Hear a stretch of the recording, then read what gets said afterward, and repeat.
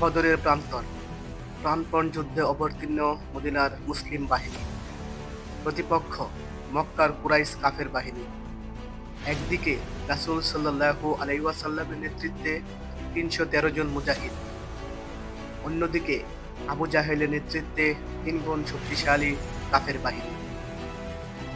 একদিকে ছিলেন আমির হামজা ও আলী রাদিয়াল্লাহু তাআলা আনহুর মতো আল্লাহর দুই সিংহ, ছিলেন ওমর ইবনুল খাত্তাব রাদিয়াল্লাহু তাআলা আনহু ও সাদ বিন আবু ওয়াকাসের মতো মৃত্যুভয়হীন যোদ্ধা। অপরদিকে ছিলেন আবু জাহেল, উতবা ইবনে রাবিয়া, উমাইয়া ইবনে খালফের মতো অহংকারী কুরাইশ নেতা ও তাদের অনুসারী। প্রতিপক্ষের অধিকাংশই ছিল নিজেদের আত্মীয় স্বজন, কিন্তু সত্য ও মিথ্যার প্রশ্নে আজ তারা দুই দলে বিভক্ত।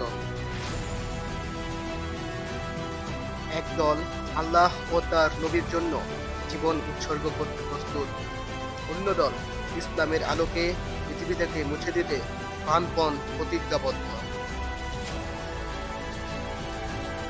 এটা এমন এক যুদ্ধ ছিল যে পিতার মৃত্যুতে অশ্রু মুছে উল্লাস করেছিল ঔরসজাত পুত্র। যুদ্ধ যখন তীব্র আকার ধারণ করে তখন পরিস্থিতি হয়ে পড়ে খুবই ভয়ানক। ধুলোয় অন্ধকার হয়ে পড়ে বদরের প্রান্তর। ধেয়ে আসা শত্রু বাহিনীর মোকাবেলায় পিছনে ফিরে তাকানোর কোনো সুযোগ নেই। ধুলোমান ঝাপসা হয়ে আসা চোখে কেবল শত্রু মিত্র চিনে নাও, অতঃপর শত্রুকে আঘাত করো আর মিত্রকে রক্ষা করো। আর এভাবেই চলতে থাকে বদরের যুদ্ধ। তাজা রক্তে রঞ্জিত হয়ে পড়ে পুরো প্রান্তর। এই যখন অবস্থা, তখন দেখা যায় এক প্রান্তে মাটিতে লুটিয়ে কাতরাতে দেখা যায় এক কুরাইশ নেতাকে। যন্ত্রণায় তার মুখ বিকৃত হয়ে আসছিল, ডান পায়ে হয়েছিল গভীর ক্ষত, আর বের হয়ে আসছিল তাজা রক্ত।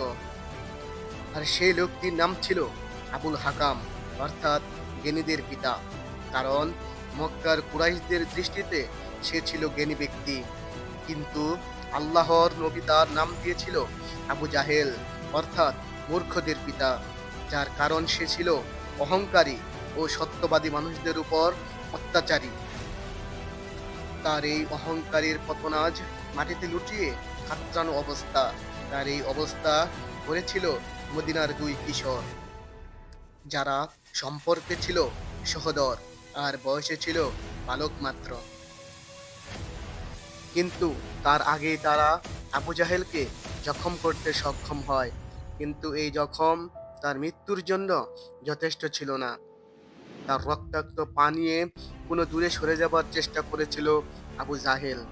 খানিকটা দূরে আবু জাহেলের পুত্র ইকরামা যুদ্ধ করে যাচ্ছিল মুসলিমদের বিরুদ্ধে। নিজের পিতার এরূপ অবস্থা দেখে দৌড়ে আসে বাঁচানোর জন্য, কিন্তু তারপর আটকে দাঁড়ায় মুসলিম মুজাহিদরা। কিছু করতে না পেরে নিজেকে রক্ষা করতে ব্যস্ত হয়ে পড়ে ইকরামা। এদিকে কাতরাতে থাকা আবু জাহেলের দিকে এগিয়ে আসে এক সাহাবী। তার হাতে ছিল খোলা শমশের, আর চোখে ছিল আগুন, চোয়াল ছিল লোহার মতো শক্ত।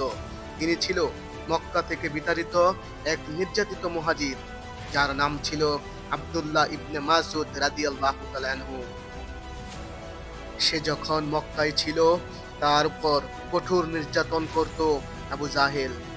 আব্দুল্লাহ ইবনে মাসউদ রাদিয়াল্লাহু তাআলা আনহু আবু জাহেলের নিকট পৌঁছে বললেন, ওহে আল্লাহ এবং নবীর শত্রু, দেখো তোমার কি নির্মম পরিণতি করেছে আল্লাহ।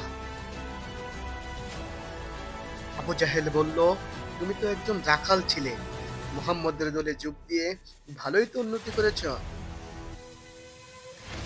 আব্দুল্লাহ ইবনে মাসউদ রাদিয়াল্লাহু তাআলা আনহু বলল, হ্যাঁ, আমি সেই রাখাল যাকে তুমি ইসলাম গ্রহণের কারণে মারধর করতে আর রাস্তার পাশে ফেলে রাখতে।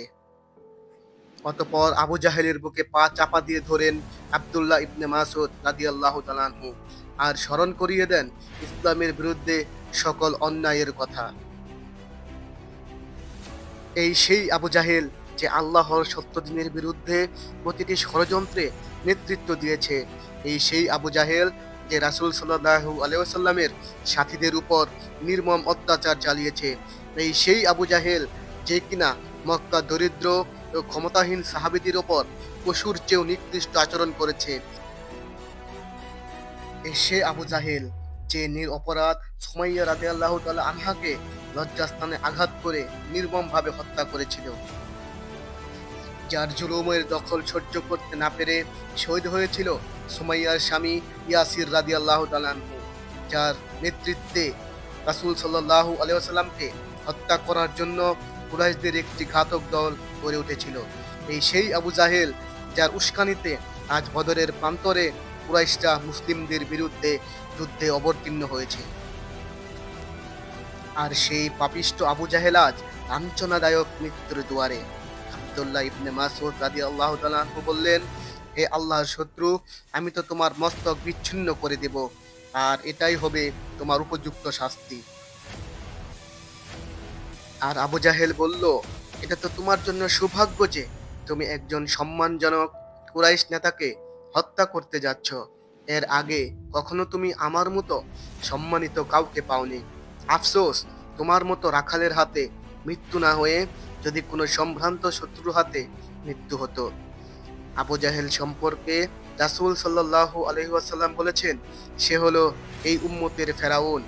ফেরাউন যখন লোহিত সাগরে ডুবে মরছিল, তখন সে সারা জীবনের অহংকার জলাঞ্জলি দিয়ে আল্লাহর কাছে ক্ষমা চেয়েছিল। আর আবু জাহেল ছাড়িয়ে গেল সেই ফেরাউনকে।